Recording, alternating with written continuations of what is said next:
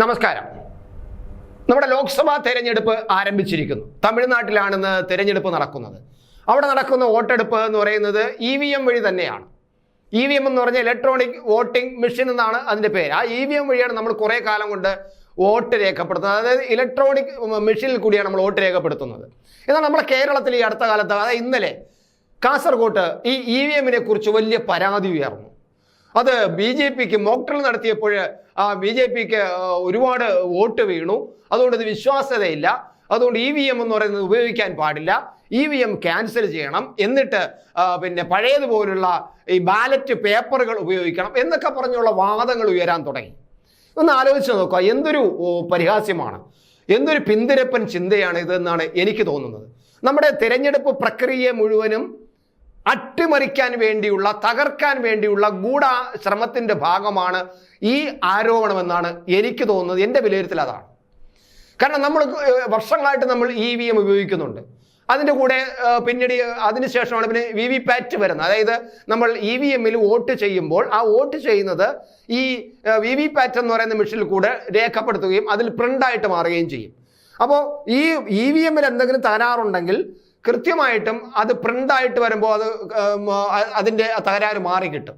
അപ്പോൾ ഏതെങ്കിലും തർക്കം വന്നാൽ, എപ്പോഴെങ്കിലും തിരഞ്ഞെടുപ്പിൻ്റെ ഈ എണ്ണുമ്പോൾ തർക്കം വന്നു കഴിഞ്ഞാൽ VVPATും ഈ EVMലെയും കൂടെ ഒരുമിച്ച് കൂട്ടി നോക്കുമ്പോൾ വ്യത്യാസമുണ്ടെങ്കിൽ തീർച്ചയായിട്ടും തകരാറെന്ന് പറയാം. അപ്പോൾ ഒരിടത്തും ഇതുവരെയും വ്യത്യാസം കണ്ടിട്ടില്ല, ഒരുപോലെ തന്നെ കണ്ടിട്ടുള്ളത്. അപ്പോൾ അത്ര വിശ്വസ്തമാണ്. എന്നാൽ മാത്രം നമ്മുടെ നാട്ടിലെ വോട്ടെന്ന് പറയുന്നത്, തിരഞ്ഞെടുപ്പ് എന്ന് പറയുന്നത് അത്ര ചെറിയ ഒരു നിസ്സാരമായ ഒരു പ്രക്രിയയല്ല.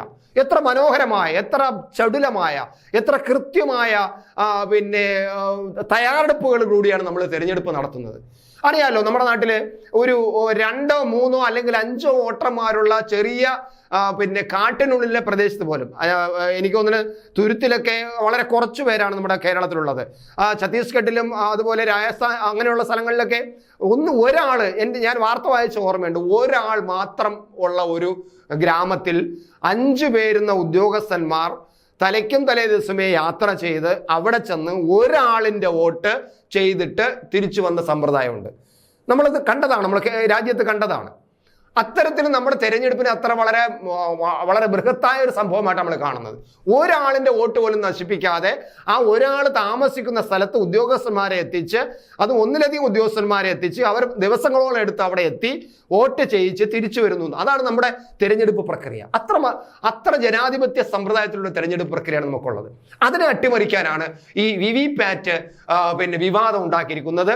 അത് നമ്മുടെ കാസർഗോഡ് അത് വലിയൊരു വിഷയമാക്കി.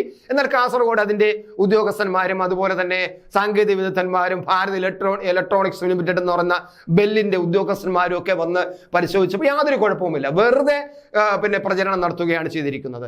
അതിനുശേഷം സുപ്രീം കോടതിയിൽ, ഇതേ സമയം തന്നെ സുപ്രീം കോടതിയിലും ഇതിന് എതിരായിട്ട് ഈ VVPATും അതുപോലെ തന്നെ ഈ EVMും വേണ്ട എന്ന് പറഞ്ഞുകൊണ്ടുള്ള ഹർജികളും വന്നിട്ടുണ്ട്. അപ്പോൾ സുപ്രീം കോടതി പറഞ്ഞു, നിങ്ങൾ എന്താണ് ഈ പറയുന്നത്?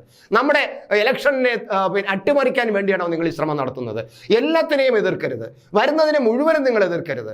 അപ്പോൾ ഈ വലിയ പ്രശാന്ത് കിഷോർ പോലുള്ള വലിയ ആൾക്കാരൊക്കെ പറഞ്ഞത്, അത് പിന്നെ ഈ മറ്റു പല ലോകരാജ്യങ്ങളും യൂറോപ്യൻ രാജ്യങ്ങളും ഈ EVM എന്നുള്ള മെഷീനിൽ മാറിയിട്ട് പിന്നെ ബാലറ്റ് പേപ്പറിൽ എന്തുകൊണ്ട് ഭാരതത്തിന് അത് പറ്റില്ല എന്ന് പറഞ്ഞപ്പോൾ ഈ ജഡ്ജി തന്നെയാണ് ചോദിച്ചത്, നിങ്ങൾ ഈ പറയുന്ന രാജ്യം ഏതാണെന്ന് ചോദിച്ചു. അപ്പോൾ പറഞ്ഞു ജർമ്മനിയാണെന്നങ്ങ് പറഞ്ഞു. ജർമ്മനിയിൽ എത്രയാണ് ജനസംഖ്യ എന്ന് ചോദിച്ചു. അത് 6 കോടിയാണ്. അപ്പോൾ അദ്ദേഹം പറഞ്ഞു, എൻ്റെ പശ്ചിമ ബംഗാൾ, ഞാൻ താമസിക്കുന്ന എൻ്റെ സംസ്ഥാനം പശ്ചിമ ബംഗാളാണ്. പശ്ചിമ ബംഗാളിലെ പകുതി പോലും വരുന്നില്ല ഈ ഒരു ജർമ്മനി എന്നുള്ള രാജ്യത്തിൻ്റെ പിന്നെ ജനസംഖ്യ. പശ്ചിമ ബംഗാളിൽ അതിൻ്റെ 3 ഇരട്ടി ജനസംഖ്യ ഉണ്ട്. അപ്പോൾ അങ്ങനെയുള്ള രാജ്യത്ത്, അപ്പോൾ നമ്മുടെ ഭാരതത്തിൽ എന്തുമാത്രമുണ്ട്, അവിടെ എങ്ങനെയാണ് EVM ചെയ്യുന്നത്? നിങ്ങൾ എന്തിനാണ് ഇതിനെ എതിർക്കുന്നതെന്ന് കോടതി പറയുകയും കോടതി വിധി പറയാൻ വേണ്ടി മാറ്റിവരിക്കുകയും ചെയ്യുകയാണ്. യഥാർത്ഥത്തിൽ ഇതിൽ നമ്മൾ കാണേണ്ടത് ഈ നമ്മുടെ സംവിധാനത്തെ, രാജ്യത്തെ തകർക്കുക, രാജ്യത്തെ ജനാധിപത്യ പ്രക്രിയകളെ തകർക്കുക, അതിനെ അട്ടിമറിക്കുക, അതിനുവേണ്ടി വിദേശ രാജ്യങ്ങളിൽ നിന്നുമുള്ള ചില ഏജൻസികളുമായിട്ട് ചേർന്നുകൊണ്ട് പ്രവർത്തിക്കുക, ഇതാണ് ഈ കാണുന്നത്. അതുകൊണ്ട് ഒരു കാരണവശാലും, പിന്നെ അവസാനം ഞാൻ ഒരു കാര്യം കൂടെ ചോദിച്ചോട്ടെ, കേരളത്തിൽ പിണറായി വിജയൻ 2ാമതും അധികാരത്തിൽ വന്നു. പിന്നെ എങ്ങനെ? EVM വഴിയല്ലേ? അപ്പൊ അപ്പോഴെങ്ങനെയാണ് EVMനെ വിശ്വസിക്കുന്നത്?